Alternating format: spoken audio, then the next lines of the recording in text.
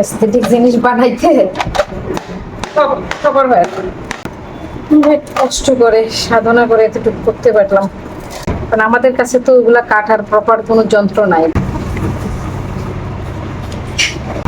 মোটামুটি সুন্দর শেপই হয়েছে, যদিও কষ্ট হয়েছে, তারপর শেপটা সুন্দর হয়েছে। এগুলো ড্রিল মেশিন দিয়ে ছিদ্র করে নিয়েছি, লাগিয়ে লাগিয়ে দিয়ে এই যে গিফট একটা করে গিফট দিয়ে দিলাম। এখন যে শেপে এর উপরে আগে গাছটা লাগিয়ে দিব। এই যে এগুলা ফালাবো না, এগুলা দিয়ে দিবি, এগুলো কিন্তু সারের কাজ হয়।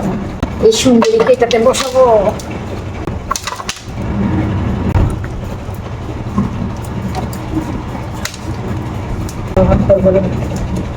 টিস্যু কুড়িয়ে আছে, আমার খুব শখ ছিল যে এগুলোর মধ্যে আমি গাছ লাগাবো, কিন্তু অনেকদিন ধরে খুঁজছি, মন মতো হচ্ছে না। অবশেষে পেলাম, হয়ে গেল। এখন আমার ডেকোরেশনের ওয়াও, খুব নাইস লাগছে, তাই না?